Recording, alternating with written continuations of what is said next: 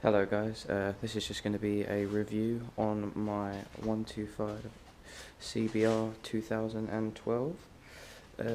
I was looking around on the internet and I was quite surprised when I didn't see any sort of review that went into some sort of depth about this bike, so I thought I'd give it a shot, because I know for a fact when I was looking to buy this bike that I was looking around on the internet for videos, and so hopefully this video can help you if you're a couple of years younger than me and you're looking to buy into this sort of bike. Anyway, I'm going to try my best to go into as much depth. Forgive me if I forget things, because I know I will. But this bike is very well designed for if you wanted this to be your first bike, because everything's very easily accessible. I mean, your oils, your brake fluids up here, and your front one up there. Brakes in general, they are very good brakes. From what I've had, I've just had this serviced, and I replaced the front one. The rear one was absolutely fine, so it changes between the rider. Don't think just because I've had to change the front one before the back that you will do the same, but it completely depends on the rider. But the next thing on my list is going to be the heads-up display. As you can see there, you've got your rev counter, neutral light, time, total. You've got, let me push it, you've got your mode, you can see your trip. You've got your engine temperature and your fuel gauge. I mean, it's a pretty bog standard heads-up display, to be honest. I mean, it's not gonna, so it's got everything you're gonna need at the end of the day. What else do we have? I mean, a lot of people, I know you're watching this video for one thing and one thing only, really. How fast is it going to go, and can I wheelie it? The answer to that is yes, you can wheelie it, because I can wheelie this. You can sustain a wheelie, but it is increasingly difficult, and I would not recommend trying it. I don't want to see anyone getting hurt here, but if you want me to, I will make a video on wheeling this bike. It's entirely up to you. Right. Next on my list will be mirrors. I mean, it's a race bike. I mean, you're not going to get a lot through your mirrors. That's what happens at the end of the day. It's a race bike. It's not designed for you to see what's behind you, really. I mean, I know I'm going to get hate for saying that. Of course it is. It's got mirrors, but you know what I mean. Indicators. I mean, everything on this bike, as I say, is bog standard at the moment. What you'll see here is what you get if you buy this bike from the shop. Right, petrol. I tell you what, I'm very pleased with this bike, how economical it is. I mean, I put £9 a week petrol in, and I do 40 miles a day, 4 days a week. That £9 covers me for the whole of the week. £9 brims the tank. I mean, it's a great bike, to be honest. I would recommend this bike to anyone that is interested in buying one. Next on my list will be, am I too tall, am I too short to ride it? Well, from what I've heard, one of my friends, he's 6'2", he drives the same bike. He said he's completely comfortable and completely fine on this bike, so it seems to fit him perfectly. So I'd imagine you can get away with it sort of if you're a couple of inches taller, but I wouldn't stretch much more than that. And I am personally 5'10", and I drive this bike fine. I touch the floor fine. It's entirely up to you, really, what you feel comfortable with. If you don't feel comfortable with it, don't buy it. Go to the shop and sit on them, see what you think. But these bikes are extremely customizable as well. Just be careful where you buy your customizations from. I mean, I've got a couple of customizations over there that I haven't got around to putting on yet, as in brake levers, mirrors, indicators, and I will be changing the exhaust to the Akirapovic full race exhaust system.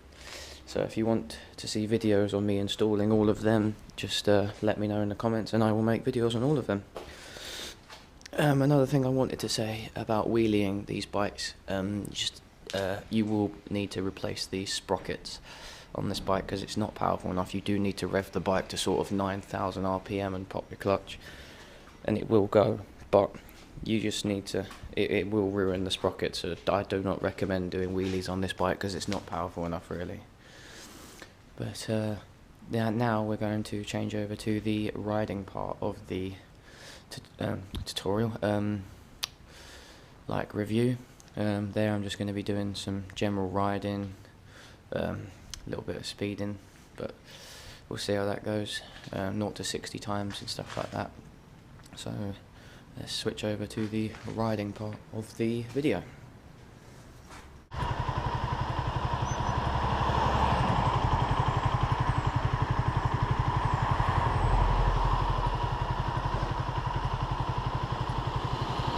Right, so we're far enough away now from my house so that you can't stalk me, but now it's time to begin the riding part of the review.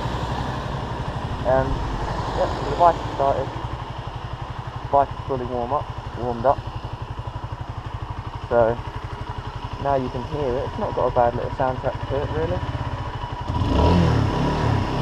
This is stock exhaust, remember. But yeah, not a lot else to say now, but get on with what you all want to see, some riding.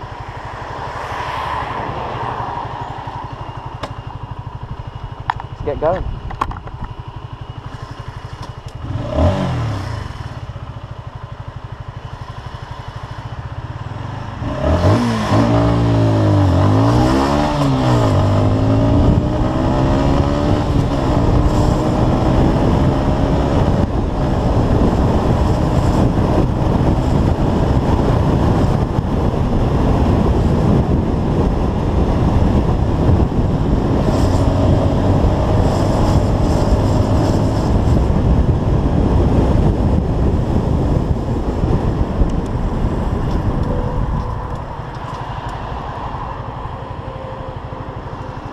As I say, this bike handles very well. Hopefully the wind noise isn't too bad.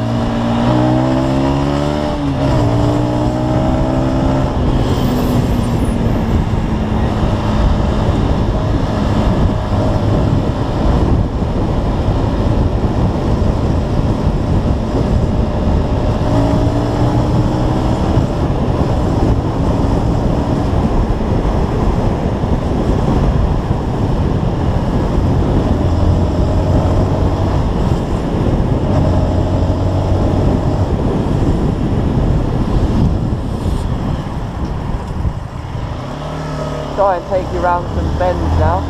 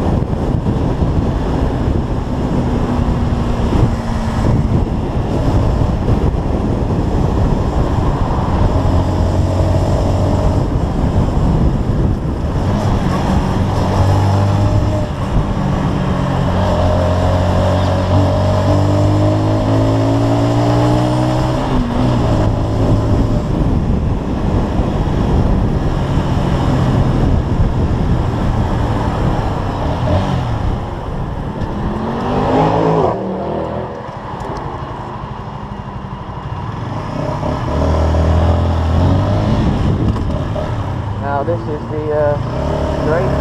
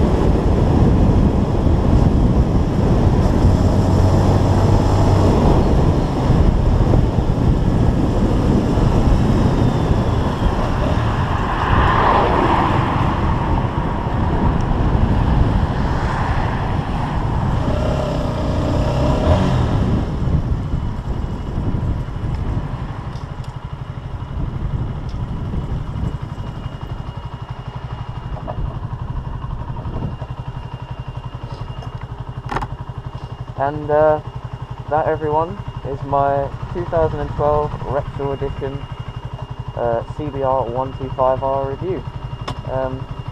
Let me know what videos you want to see upcoming in the future and everything, and don't be too harsh in the comments. Alright, thanks for watching, guys. See ya.